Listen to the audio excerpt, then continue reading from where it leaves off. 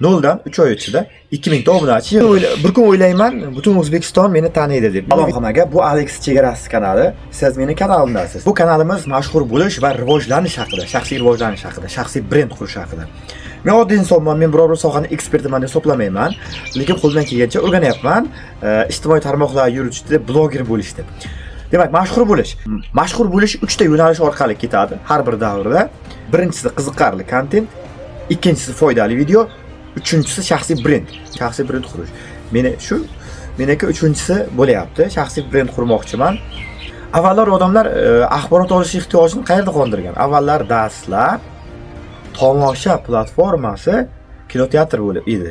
Kinoteatr kino paydo bo'lgandan keyin ancha dolzarbligini yo'qotdi. Hozir ham kinoteatr bor va kinoteatr bu san'at, biz uni hurmat qilamiz. Lekin kino chiqqandan keyin odamlar e'tibor kinoga qarab ketdi. Kinoteatrdan keyin televideniya chiqdi. Bu televizor yagona oyna, butun bir insonni boshqarishi mumkin. Millionlab inson va millionlab insonlar uchun, millionlab auditoriya uchun yagona eshik edi. Mana shu eshik orqali ular dunyoni ko'rardi. Va endi hozir zamon o'zgardi, ijtimoiy tarmoqlar chiqdi. Endi avvallari insonlarning axborot olish ehtiyojini qondirib, odamlar birlashtirib turadigan narsa, diqqatini markazda turgan narsa televideniya bo'lgan bo'lsa, hozir endi ijtimoiy tarmoqlar. Ijtimoiy tarmoqlar televideniyadan ham ko'ra ancha qulay hisoblanyapti. Sababi kinoteatrga borayotgan odam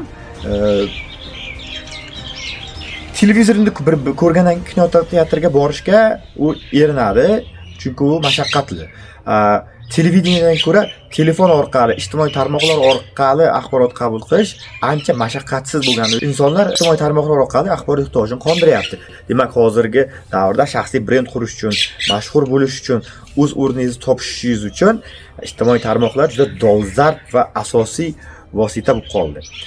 Men ijtimoiy tarmoqlar o'rganyapman. O'zbekistonda nechta ijtimoiy tarmoq bor ekan? Eng mashhurlari hozircha asosiy auditoriya Instagram, YouTube, Telegram. Lekin eng ko'p yoshlar 11 yoshdan boshlab 18 yoshgacha Instagramda ko'p odam foydalanyapti. Hammani e'tibori Instagramda.